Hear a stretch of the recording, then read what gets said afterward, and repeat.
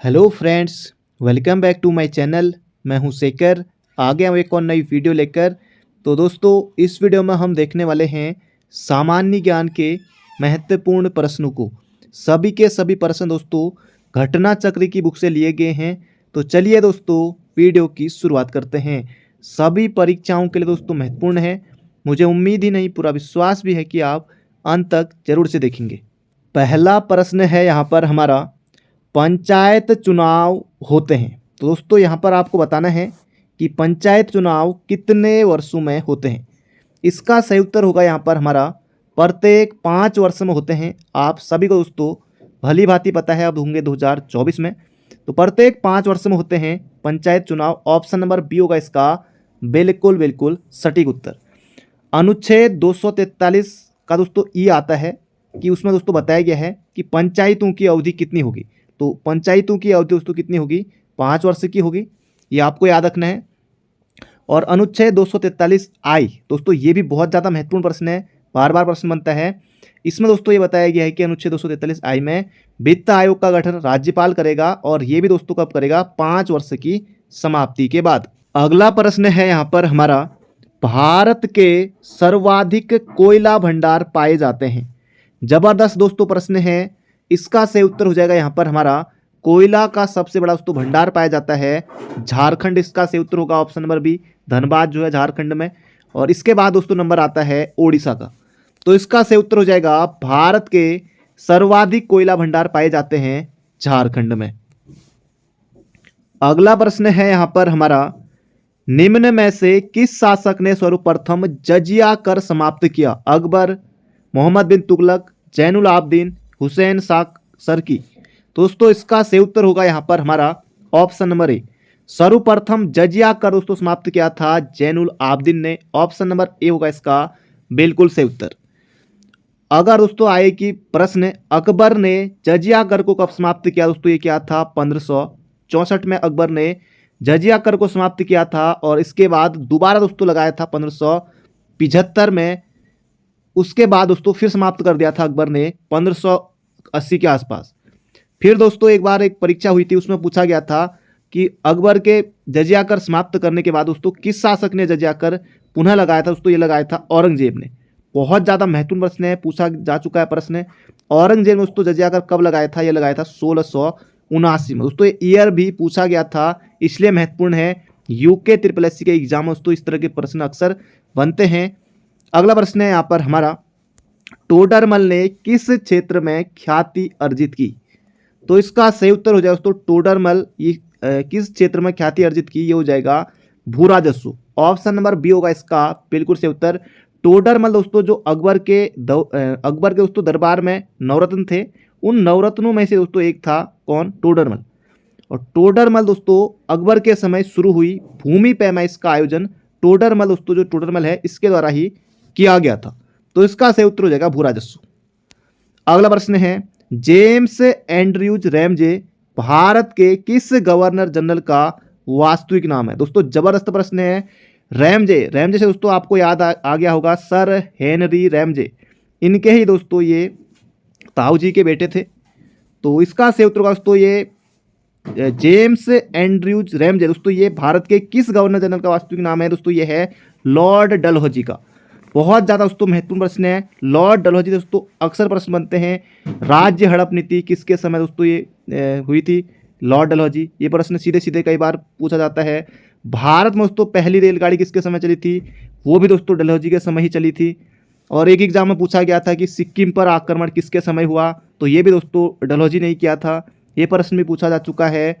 और एक एग्जाम में ये भी आया था कि किस गवर्नर जनरल के समय भारतीय बंदरगाहों को अंतर्राष्ट्रीय व्यापार के लिए खोला गया। दोस्तों ये भी डलहौजी के समय ही खोला गया था। तो इसका सही उत्तर होगा यहाँ पर हमारा ऑप्शन नंबर ए। अगला प्रश्न दोस्तों यहाँ पर हमारा जबरदस्त प्रश्न है, किसने यह विचार किया था कि भारत में ब्रिटिश आर्थिक नीति घिनौनी है। इसका सही उत्तर हो जाए दोस्तों यहाँ पर हमारा कार्ल मार्क्स। तो ये नाम आपको बिल्कुल याद रखना है। दास कैपिटल दोस्तों इनकी पुस्तक है कार्ल मार्क्स की, ये भी आपको याद रखना है। वेल्थ ऑफ नेशन दोस्तों ये है एडम स्मिथ की। इसका सही उत्तर होगा यहाँ पर हमारा ऑप्शन नंबर सी। अगला प्रश्न है, निम्नलिखित में से किसे पेरिस की रॉयल एशियाटिक सोसाइटी की सदस्यता प्रदान की गई? जबरदस्त प्रश्न है दोस्तों, इसका सही उत्तर हो जाएगा पेरिस की रॉयल एशियाटिक सोसाइटी की सदस्यता प्रदान की गई माइकल मधुसूदन दत्त को। ऑप्शन नंबर बी होगा इसका बिल्कुल बिल्कुल सटीक उत्तर। दादा भाई नौरोजी ने दोस्तों धन निष्कासन का सिद्धांत दिया था। विवेकानंद, रामकृष्ण मिशन, और विवेकानंद का दोस्तों मूल नाम था नरेंद्र नाथ दत्त, ये प्रश्न भी पूछा जा चुका है। राजा राम मोहन ने दोस्तों ब्रह्म समाज की स्थापना की थी, ये भी आपको याद रखना है। इसका सही उत्तर हो जाएगा माइकल मधुसूदन दत्त। अगला प्रश्न है, किस राज्य में साम्यवादी दलों ने संयुक्त रूप से भूपोर्तम आंदोलन चलाया? दोस्तों ये कहाँ चला था? ये दोस्तों चला था भू आंदोलन दोस्तों कहाँ चला था? ये चला था आंध्र प्रदेश में, आंध्र प्रदेश के पोचमल्ली में, Vinoba Bhave. Option number A होगा इसका बिल्कुल सटीक उत्तर। अगला प्रश्न है दोस्तों, ये प्रश्न बार बार पूछा जाता है, मंत्रिपरिषद सामूहिक रूप से निम्न में से किसके प्रति उत्तरदायी है? तो इसका दोस्तों सही उत्तर हो जाएगा लोकसभा के प्रति मंत्रिपरिषद सामूहिक रूप से उत्तरदायी एवं जवाबदेह होती है, ये आपको याद रखना है। और भारत का प्रधानमंत्री कार्यपालिका और सरकार का वास्तविक अध्यक्ष होता है। तो इसका सही उत्तर हो जाएगा ऑप्शन नंबर डी, लोकसभा के प्रति। अगला प्रश्न है दोस्तों, ये राज्य पुनर्गठन आयोग से आयोग कई बार दोस्तों प्रश्न पूछ चुका है पहले, और आगे भी दोस्तों आने वाले एग्जाम में पूछा जाएगा। भारत में राज्य पुनर्गठन आयोग की संस्तुति के आधार पर राज्यों का पुनर्गठन किस वर्ष किया गया? जबरदस्त दोस्तों प्रश्न है, ये किया गया था 1956 में। बहुत से अभ्यर्थी अगर 1953 होता तो थोड़ा सोचते, लेकिन यहाँ पर उतने मुश्किल ऑप्शन दोस्तों नहीं है। इसका सही उत्तर हो जाएगा 1956 में। कई बार दोस्तों यूकेपीएससी इस प्रश्न को पूछ चुका है। अगला प्रश्न है, जब दिन और रात की अवधि बराबर होती है तो सूर्य की किरणें सीधी पड़ती है? दोस्तों ये पड़ती हैं भूमध्य रेखा पर। भूमध्य रेखा को ही दोस्तों विषुवत रेखा भी कहा जाता है। ये दोस्तों ग्लोब आपने देखा होगा, उस पर दोस्तों जो 0 डिग्री अक्षांश होता है, इसको ही दोस्तों कहते हैं भूमध्य रेखा। एक दोस्तों परीक्षा हुई थी, उसमें आयोग ने पूछा था कि 2 अक्षांशों के बीच की दूरी कितनी होती है। हालांकि दोस्तों ये प्रश्न पे डिलीट कर दिया था, आपको बताना है कमेंट बॉक्स में 2 अक्षांशों के बीच की दूरी कितनी होती है, ये आप बताइएगा कमेंट बॉक्स में। आपके ऑप्शन है 110, 111, 113 किलोमीटर। दोस्तों कितने किलोमीटर होती है ये आपको बताना है कमेंट बॉक्स में। अगला प्रश्न है, निम्न में से कौन सा रूपांतरित चट्टानों का उदाहरण नहीं है? जबरदस्त दोस्तों प्रश्न है, संगमरमर है, स्लेट है, क्वार्टजाइट है। दोस्तों इसका सही उत्तर हो जाएगा ग्रेनाइट जो है ये रूपांतरित चट्टान का दोस्तों उदाहरण नहीं है, क्योंकि दोस्तों जो ग्रेनाइट है ये है आग्नेय चट्टान का उदाहरण है, ये आपको बिल्कुल याद रखना है। अगला प्रश्न है, समताप मंडल में ओजोन परत का कार्य। एक प्रश्न दोस्तों आपका यही बन जाता है कि ओजोन परत किस मंडल में पाई जाती है? दोस्तों ये पाई जाती है समताप मंडल में। एक प्रश्न दोस्तों आपका ये पक्का हो गया यहाँ पर। तो इसका सही उत्तर हो जाएगा ओजोन परत का कार्य क्या है? दोस्तों ये हो जाएगा भूतल पर पराबैंगनी विकिरण पात को थामना या रोकना। तो इसका सही उत्तर हो जाएगा ऑप्शन नंबर डी। अगला प्रश्न है, संयुक्त राष्ट्र मानव विकास सूचकांक किसके द्वारा विकसित किया गया? जबरदस्त दोस्तों प्रश्न है, मानव विकास सूचकांक दोस्तों 1990 से यूएनडीपी द्वारा दोस्तों जारी किया जाता है। जबरदस्त प्रश्न है, यूएनडीपी द्वारा दोस्तों जारी किया जाता है, ये प्रश्न में आता है। जिसका श्रेय दोस्तों जाता है किसे? महबूब उल हक, और उनके दोस्तों साथी रहे अमर्त्य सेन को भी दोस्तों जाता है। लेकिन यहाँ पर दोनों ऑप्शन है, तो आप दोस्तों करेंगे महबूब उल हक को, क्योंकि दोस्तों उनके महबूब उल हक के सहयोगी रहे थे कौन इसमें? अमर्त्य सेन। अमर्त्य सेन दोस्तों भारत के, तो ये भी आपको याद रखना है। तो इसका सही उत्तर हो जाएगा महबूब उल हक।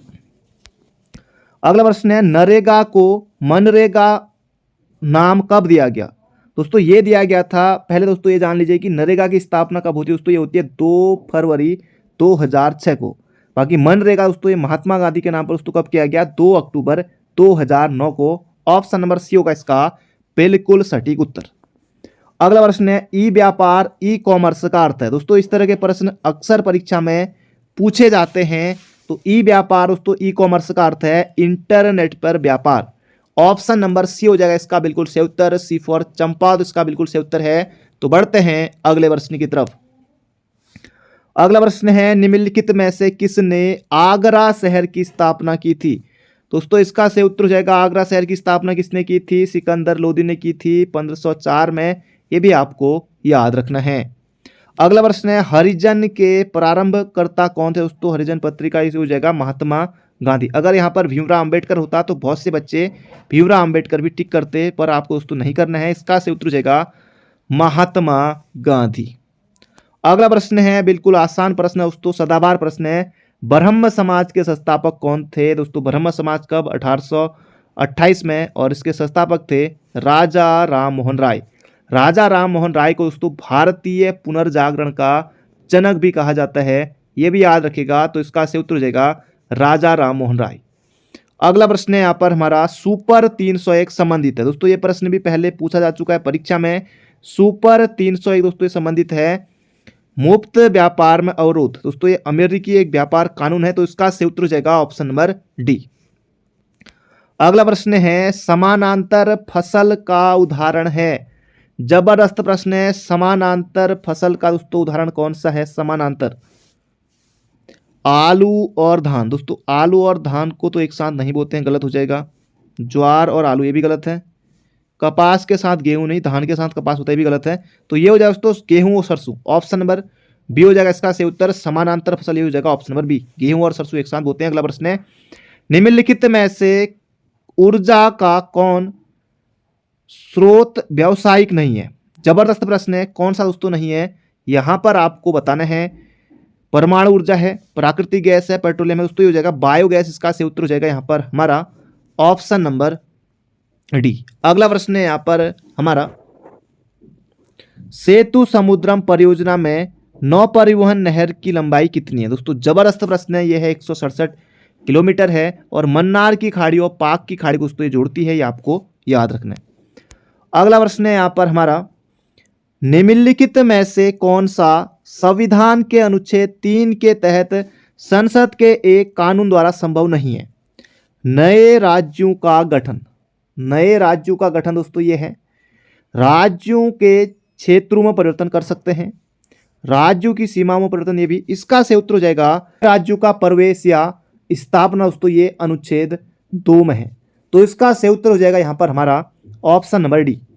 और अनुच्छेद 1 में दोस्तों ये है, ये बताया गया है कि भारत जो है ये राज्यों का संघ, भारत को राज्यों का संघ कहा गया है अनुच्छेद 1 में। और वर्तमान में दोस्तों 28 राज्य हैं और 8 केंद्र शासित प्रदेश हैं, ये भी आपको लगे हाथ याद रखना है। इसका से उत्तर हो जाएगा ऑप्शन नंबर डी।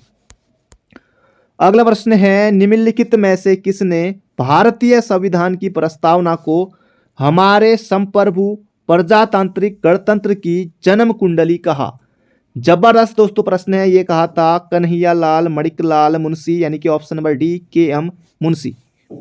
अगला प्रश्न है यहाँ पर हमारा निम्नलिखित में से कौन भारत में सामुदायिक विकास के मुख्य निर्माता कहलाते हैं? जबरदस्त दोस्तों प्रश्न है, ये हैं SK. Day. Option number A हो जाएगा इसका बिल्कुल सटीक उत्तर, एस.के. डे। अगला प्रश्न है दोस्तों यहाँ पर हमारा, आपको दोस्तों इन्हें यहाँ पर मिलाना है, किस अनुच्छेद में क्या है ये दोस्तों यहाँ पर आपको मिलाना है। अनुच्छेद 124 दोस्तों ये संघीय न्यायपालिका से संबंधित है, बिल्कुल सही है। और अनुच्छेद 5 में दोस्तों ये है नागरिकता, बिल्कुल है 5 से लेकर 11 तक। अनुच्छेद 352 राष्ट्रीय आपातकाल दोस्तों ये आकस्मिक प्रावधान, बिल्कुल सही है। अनुच्छेद 245 विधायी शक्तियों का वितरण दोस्तों ये भी सही है। बाकी 1 2 3 4 इसका से उत्तर होगा ऑप्शन नंबर ए। अगला प्रश्न है बेरोजगारी समस्या से गरीबी बढ़ती है क्योंकि? बेरोजगारी समस्या से गरीबी बढ़ती है क्योंकि दोस्तों कारण यहां पर आपको बताना है गरीबी रेखा से नीचे रहने वालों की संख्या बढ़ती है। तो इसका से उत्तर हो जाएगा गरीबी रेखा से नीचे रहने वालों की संख्या बढ़ती है, बेरोजगारी समस्या से गरीबी बढ़ती है। तो इसका से उत्तर होगा ऑप्शन नंबर ए। अगला प्रश्न है यहाँ पर हमारा जलियांवाला बाग कत्लेआम किस शहर में हुआ था? दोस्तों ये हुआ था अमृतसर में 13 अप्रैल 1919 को। अगला प्रश्न है यहाँ पर हमारा जबरदस्त प्रश्न है गांधी जी को किसने सावधान किया था कि मुस्लिम धार्मिक नेताओं और उनके अनुयायियों के कट्टरपन को प्रोत्साहित न करें? दोस्तों ये किसने किया था? ये किया था जिन्ना ने, मोहम्मद अली जिन्ना ने किया था, ऑप्शन नंबर डी। अगला प्रश्न दोस्तों यहाँ पर हमारा कई बार ये प्रश्न पूछा जा चुका है, लाल कुर्ती आंदोलन के नेता कौन थे? दोस्तों जबरदस्त प्रश्न है, इसका से उत्तर हो जाएगा खान अब्दुल गफ्फार खान थे लाल कुर्ती आंदोलन के प्रेता। तो ये भी आपको याद रखना है, नेता इसके थे, ये आपको याद रखना है। तो बढ़ते हैं अगले प्रश्न की तरफ दोस्तों। इनको खान अब्दुल गफ्फार खान को भारत रत्न से भी सम्मानित किया जा चुका है, ये भी आपको याद रखना है। अगला प्रश्न है अखिल भारतीय हरिजन संघ की स्थापना किसने की थी? जबरदस्त प्रश्न है, इसका से उत्तर हो जाएगा महात्मा गांधी ने। भीमराव अंबेडकर आपको नहीं करना है दोस्तों, ये किसने की थी? महात्मा गांधी ने। अगला प्रश्न है यहाँ पर हमारा, भारतीय संघवाद में विविधताओं में एकता को प्रोन्नत करने हेतु निम्नलिखित में से किन संस्थानों को आवश्यक माना गया है? अंतर्राज्यीय परिषद एवं राष्ट्रीय विकास परिषद बिल्कुल है। वित्त आयोग एवं क्षेत्रीय परिषद ये भी है। एकल न्यायिक व्यवस्था एवं अखिल भारतीय सेवाएं ऑप्शन नंबर डी। तो इसका सही उत्तर होगा यहाँ पर हमारा ऑप्शन नंबर डी। अगला प्रश्न है कल्याणकारी राज्य की संकल्पना का समावेश भारत के संविधान में है। दोस्तों ये है डीपीएसपी में राज्य के नीति निर्देशक तत्व में शामिल है। अनुच्छेद 36 से लेकर दोस्तों 51 तक है हमारे राज्य के नीति निर्देशक तत्व।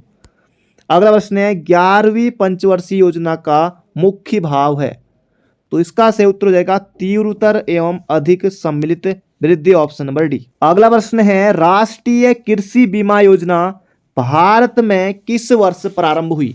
दोस्तों जबरदस्त प्रश्न है, राष्ट्रीय कृषि बीमा योजना भारत में किस वर्ष शुरू हुई? 1999 सन 2000 में, ऑप्शन नंबर सी होगा इसका बिल्कुल सटीक उत्तर। अगला प्रश्न है मुस्लिम लीग ने भारत के विभाजन की मांग का प्रस्ताव अपने किस अधिवेशन में रखा था? दोस्तों जबरदस्त प्रश्न है, ये रखा था लाहौर अधिवेशन में। बहुत ज्यादा महत्वपूर्ण प्रश्न है। मुस्लिम लीग ने भारत के विभाजन की मांग का प्रस्ताव अपने लाहौर अधिवेशन में रखा था, याद रखिएगा। अगला प्रश्न है भारत में क्रिप्स मिशन किस वर्ष आया? दोस्तों क्रिप्स मिशन कब आया? ये आया था 1942 में। और साइमन कमीशन दोस्तों भारत कब आया था? ये आया था 1928 में। तो इनसे दोस्तों प्रश्न अक्सर बनता है, क्रिप्स मिशन कब आया? तो 1942 में। और साइमन कमीशन भारत कब आया? तो 3 फरवरी 1928 को। अगला प्रश्न है यहाँ पर हमारा, भारतीय स्वतंत्रता आंदोलन के संदर्भ में उषा मेहता की ख्याति। तो कई महिलाओं से दोस्तों प्रश्न बनते हैं, उनमें दोस्तों एक उषा मेहता भी हैं। अक्सर दोस्तों आयोग यहाँ से प्रश्न पूछते हुए आया है। तो उषा मेहता की दोस्तों ख्याति किसमें थी? ये हो जाएगा भारत छोड़ो आंदोलन की बेला में गुप्त कांग्रेस रेडियो चलाने हेतु। तो याद रखिएगा ऑप्शन नंबर ए। अगला प्रश्न है ब्रिटिश सरकार ने 30 जून 1948 तक भारत छोड़ने की घोषणा की थी। तो इसका सही उत्तर दोस्तों कब की थी? ये की थी फरवरी 1947 में, ऑप्शन नंबर बी। अगला प्रश्न है यहाँ पर हमारा, निम्नलिखित में से किस अधिनियम के द्वारा अंग्रेजों ने भारत में सर्वप्रथम परोक्ष निर्वाचन प्रणाली की शुरुआत की? दोस्तों ये की थी 1892 के द्वारा, ऑप्शन नंबर डी। अगला प्रश्न है भारत में बॉय स्काउट, बालचर और सिविल गाइड आंदोलन का जन्मदाता कौन था? दोस्तों ये हो जाएगा बेडेन पावल। बेडेन पावल थे, ऑप्शन नंबर डी होगा इसका बिल्कुल सही उत्तर, ऑप्शन नंबर डी, याद रखिएगा। अगला प्रश्न है मौर्य मंत्रिपरिषद में निम्न में से कौन राजस्व इकट्ठा करने से संबंधित था? दोस्तों ये कौन था? ये था समाहर्ता, ऑप्शन नंबर ए। अगला प्रश्न है यहाँ पर हमारा, आंध्र सातवाहन राजाओं की सबसे लंबी सूची किस पुराण में मिलती है? जबरदस्त प्रश्न है दोस्तों, ये मिलती है मत्स्य पुराण में, ऑप्शन नंबर सी हो जाएगा इसका बिल्कुल सटीक उत्तर। अगला प्रश्न है यहाँ पर हमारा, गुप्त साम्राज्य के पतन के विभिन्न कारण थे, निम्नलिखित कथनों में से कौन सा कारण नहीं था? हूण आक्रमण बिल्कुल था, प्रशासन का सामंती ढांचा ये भी हो जाएगा, उत्तरवर्ती गुप्तों का बौद्ध धर्म स्वीकार करना ये भी। तो इसका से उत्तर हो जाएगा ऑप्शन नंबर डी, अरब आक्रमण नहीं था गुप्त साम्राज्य के पतन का कारण। अगला प्रश्न है योग दर्शन के आविष्कारक थे? दोस्तों ये थे पतंजलि। पतंजलि थे, पंतजलि नहीं बोलना है, पतंजलि है, ऑप्शन नंबर सी होगा इसका सटीक उत्तर। बाबा रामदेव दोस्तों आपको नहीं करना, ऑप्शन नंबर डी। इसका से उत्तर हो जाएगा यहाँ पर हमारा, योग दर्शन के आविष्कारक कौन थे? योग दर्शन के प्रतिपादक कौन थे? ये थे पतंजलि। अगला प्रश्न है सीयू की नामक यात्रा विवरण निम्न में से किससे जुड़ा है? दोस्तों सीयू की किसका है? ये है वेनसांग का। वेनसांग का, याद रखिएगा ऑप्शन नंबर डी। अगला प्रश्न है नटराज की प्रसिद्ध कांस्य मूर्ति किस कला का उदाहरण है? जबरदस्त प्रश्न है दोस्तों, ये है चोल कला का है, याद रखिएगा ऑप्शन नंबर ए। अगला प्रश्न है कल्हण की पुस्तक का नाम क्या है? दोस्तों कल्हण की है राजतरंगिणी, इंडिका, मेगास्थनी, अर्थशास्त्र, चाणक्य, कौटिल्य। तो इसका सही उत्तर हो जाएगा कल्हण की राजतरंगिणी है, कश्मीर का इतिहास इसमें मिलता है। अगला प्रश्न है मीनाक्षी मंदिर कहाँ अवस्थित है? दोस्तों ये प्रश्न भी पूछा जा चुका है। मीनाक्षी मंदिर कहाँ है? ये हो जाएगा यहाँ पर हमारा मदुरई में, मदुरई। ऑप्शन नंबर सी होगा इसका बिल्कुल सटीक उत्तर। अगला प्रश्न है यहाँ पर हमारा, राष्ट्रीय स्तर पर कृषि विपणन सहकारिताओं का शीर्ष संगठन है। दोस्तों यह है नेफेड। नेफेड की दोस्तों स्थापना होती है 2 अक्टूबर 1958 को। जबरदस्त प्रश्न है, नेफेड की दोस्तों स्थापना भी पूछी जा सकती है। तो याद रखेगा, राष्ट्रीय स्तर पर कृषि विपणन सहकारिताओं का शीर्ष संगठन कौन सा? दोस्तों यह है नेफेड। और नेफेड की स्थापना कब होती है? तो 2 अक्टूबर 1958 को होती है, याद रखेगा। अगला प्रश्न है, वह कौन सा वित्तीय वर्ष है जिससे सार्वजनिक उद्यमों में विनिवेश आरंभ हुआ? तो ये हुआ था 1991-92 में, ऑप्शन नंबर डी। अगला प्रश्न है दोस्तों, एक कई बार ये प्रश्न पूछा जा चुका है, संविधान के किस अनुच्छेद के अंतर्गत राष्ट्रपति को अध्यादेश जारी करने की शक्ति प्रदान की गई है या प्रदत्त है? तो ये हो जाएगा अनुच्छेद 356। देखिए दोस्तों बहुत दूर हो गया। 360 वित्तीय आपातकाल, जो कि अभी एक बार भी नहीं लगा है। 356 दोस्तों राष्ट्रपति शासन। ये हो जाएगा 1, 2, 3, अनुच्छेद 123 है, ऑप्शन नंबर बी। अगला प्रश्न है, लोकसभा का पहला आम चुनाव कब हुआ था? दोस्तों लोकसभा के पहले आम चुनाव कब हुए थे? ये हुए थे 1952 में, याद रखेगा। ऑप्शन नंबर बी होगा इसका सटीक उत्तर। अगला प्रश्न है, आपदा प्रबंधन एक्ट बनाया गया था। दोस्तों जबरदस्त प्रश्न है, पिछली बार ये प्रश्न फॉरेस्ट गार्ड में पूछा गया था। 2005 में दोस्तों आया था आपदा प्रबंधन एक्ट, और 2006 में दोस्तों ये लागू हुआ था। ये भी आपको याद रखना है। अगला प्रश्न है, मुद्रास्फीति अर्थव्यवस्था के निम्नलिखित वर्ग हेतु लाभकारी है। अगर दोस्तों मुद्रास्फीति हो जाए दोस्तों, किसके लिए लाभकारी रहेगी? ये रहेगी देनदार के लिए, देनदार। ऑप्शन नंबर सी होगा इसका बिल्कुल सटीक उत्तर। अगला प्रश्न है, संसद के सूचना अधिकार अधिनियम को भारत के राष्ट्रपति की स्वीकृति कब मिली? अब दोस्तों आप सभी को पता है कि जो आरटीआई है, सूचना का अधिकार अधिनियम है, ये 12 अक्टूबर 2005 को लागू हुआ था, सभी को पता है। अब यहाँ पर आपको बताना है कि ये 12 अक्टूबर दोस्तों आपको नहीं करना है। यहाँ पर देखिए, राष्ट्रपति की स्वीकृति दोस्तों ये कब मिली थी? ये मिली थी 15 जून 2005 को। जबरदस्त प्रश्न है, याद रखेगा। और लागू हुआ था 12 अक्टूबर 2005 से। इसका से उत्तर होगा ऑप्शन नंबर सी। दोस्तों अगर मुश्किल प्रश्न बनेगा, कठिन प्रश्न बनेगा, तो इसी तरह से दोस्तों पूछा जाएगा। बाकी 12 अक्टूबर से लागू हुआ था, ये सभी को पता है। अगला प्रश्न है, कश्मीर घाटी स्थित है, तो किसके बीच दोस्तों स्थित है कश्मीर घाटी? अब देखिए दोस्तों, कांगड़ा हिमाचल आ गया, तो ये तो नहीं।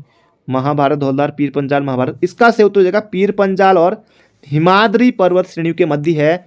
ऑप्शन नंबर बी होगा इसका बिल्कुल बिल्कुल सटीक उत्तर। अगला प्रश्न है, 2 बार माउंट एवरेस्ट पर विजय प्राप्त करने वाली महिला पर्वतारोही है। दोस्तों ये कौन है? इनको दोस्तों एक बार इन्होंने फतह किया दोस्तों एवरेस्ट को, उसके बाद इनको संतोष नहीं हुआ, इसलिए दोस्तों इन्हें 2 बार माउंट एवरेस्ट पर विजय प्राप्त की। दोस्तों इनका नाम है संतोष यादव। इस तरह से दोस्तों आपको याद रखना है, ऑप्शन नंबर डी। अगला प्रश्न है, अंडमान और निकोबार द्वीप समूह में सबसे अधिक ऊंचाई वाली चोटी कौन सी? दोस्तों ये है सैडल पीक है, सैडल पीक। याद रखेगा, ऑप्शन नंबर ए है सैडल पीक। अगला प्रश्न है, निम्नलिखित में से कौन एक कृष्णा नदी की सहायक नदी नहीं है? तो भीमा है, डान है, तुंगभद्रा है। दोस्तों इसका सही उत्तर हो जाएगा ऑप्शन नंबर सी। अगला प्रश्न है, भारत में ट्रेजरी बिल बेचे जाते हैं। दोस्तों जबरदस्त प्रश्न है, भारत में ट्रेजरी बिल बेचे जाते हैं आरबीआई द्वारा, राज्य सरकार द्वारा, सेबी द्वारा या फिर व्यापारिक बैंकों द्वारा? तो इसका सही उत्तर हो जाएगा आरबीआई के द्वारा। इसका सही उत्तर हो जाएगा यहाँ पर हमारा ऑप्शन नंबर ए। अगला प्रश्न है यहाँ पर हमारा, यूरोपीय आर्थिक समुदाय का मुख्यालय है। दोस्तों ये कहाँ है? यूरोपीय आर्थिक समुदाय का मुख्यालय दोस्तों ये है ब्रुसेल्स में। ब्रुसेल्स बेल्जियम में है। ऑप्शन नंबर ए होगा इसका बिल्कुल सटीक उत्तर। अगला प्रश्न है, OPEC organization of the petroleum exporting countries का निम्नलिखित में से किस पर विशेष बल है? पेट्रोलियम का उत्पादन पर बिल्कुल है, पेट्रोलियम की कीमतों पर नियंत्रण ये भी है। तो इसका सही उत्तर हो जाएगा ऑप्शन नंबर सी, ओपेक। अगला प्रश्न है, निम्नलिखित में से कौन सी दक्षिण अटलांटिक महासागर की शीतल धारा है? इसका सही उत्तर हो जाएगा पेंगुला धारा। ऑप्शन नंबर बी होगा इसका बिल्कुल सटीक उत्तर। अगला प्रश्न है, अटाकामा रेगिस्तान कहाँ पर है? तो अटाकामा रेगिस्तान दोस्तों ये जो मरुस्थल है ये आपको देखने को मिलेगा दक्षिण अमेरिका में, दक्षिणी अमेरिका, ऑप्शन नंबर बी। अगला प्रश्न है गोदावरी नदी के तट पर स्थित महाजनपद था। जबरदस्त प्रश्न है दोस्तों। गोदावरी एकमात्र दोस्तों जो महाजनपद है दोस्तों दक्षिण भारत में है दोस्तों गोदावरी नदी के तट पर है, ये हो जाएगा अस्मक, ऑप्शन नंबर सी हो जाएगा इसका सटीक उत्तर। अगला प्रश्न है दोस्तों यहाँ पर हमारा स्यादवाद सिद्धांत है। जबरदस्त दोस्तों प्रश्न है, स्यादवाद दोस्तों सिद्धांत है, ये हो जाएगा यहाँ पर हमारा ऑप्शन नंबर सी हो जाएगा, जैन धर्म से संबंधित है, याद रखिएगा। अगला प्रश्न है विशाल स्नानागार किस पुरातत्व स्थल से संबंधित है दोस्तों, यह है मोहनजोदड़ो। बहुत ज्यादा महत्वपूर्ण प्रश्न है, विशाल स्नानागार दोस्तों कई बार आता है, ये हो जाएगा मोहनजोदड़ो। अगला प्रश्न है सबसे पुराना दोस्तों वेद कौन सा है, यहाँ पर पूछा गया है सबसे पुराना वेद दोस्तों, ये हो जाएगा ऋग्वेद, ऑप्शन नंबर बी। बिल्कुल आसान है। और ऋग्वेद में दोस्तों कौन सी संधि होगी, व्यंजन संधि होगी, ऋक धनवेद। अगला प्रश्न है शंकर के दर्शन को कहा जाता है दोस्तों, ये आदि गुरु शंकराचार्य की यहाँ पर बात हो रही है, आदि गुरु शंकराचार्य के दर्शन को कहा जाता है अद्वैतवाद, ऑप्शन नंबर डी। अगला प्रश्न है घोड़े के नाल के आकार की मेहराब सर्वप्रथम प्रयोग में लाई गई, ये लाई गई थी अलाई दरवाजा में, याद रखिएगा, ऑप्शन नंबर सी। अगला प्रश्न है दिल्ली की जामा मस्जिद का निर्माण किसने कराया था दोस्तों, ये कराया था शाहजहां ने। बिल्कुल आसान है, इब्राहिम लोदी वसी भी नहीं होगा, शाहजहां ने कराया था। अगला प्रश्न है दोस्तों जबरदस्त प्रश्न है किस सिख गुरु के द्वारा सिखों का खालसा में रूपांतरण किया गया दोस्तों, ये किया गया था गुरु गोविंद सिंह के द्वारा, सिखों के 10वें गुरु गोविंद सिंह के द्वारा। और 2023 में दोस्तों इनकी गुरु गोविंद सिंह की अभी हाल ही में 356वीं जयंती मनाई गई है, ये भी आपको याद रखना है। दोस्तों आज का हमारा आखिरी प्रश्न है, इसका से उत्तर आपको कमेंट बॉक्स में बताना है। भारत में स्थानीय स्वायत्त शासन को किसने प्रोत्साहित किया था, यह प्रश्न दोस्तों बनेगा कि भारत में स्थानीय स्वशासन का जनक। तब तो आप भली भांति बता देंगे अच्छे से, लेकिन दोस्तों प्रश्न वही है, थोड़ा अलग तरीके से पूछा है। भारत में स्थानीय स्वशासन को किसने प्रोत्साहित किया था, इसका से उत्तर बताना कमेंट बॉक्स में, मेयो, कैनिंग, लिटन या रिपन। दोस्तों ये थे आज के हमारे महत्वपूर्ण प्रश्न। मिलते हैं बहुत जल्दी एक नई वीडियो में। अपना ध्यान रखिए, स्वस्थ रहिए, मस्त रहिए, हंसते रहिए, मुस्कुराते रहिए। Thank you friend, thank you so much.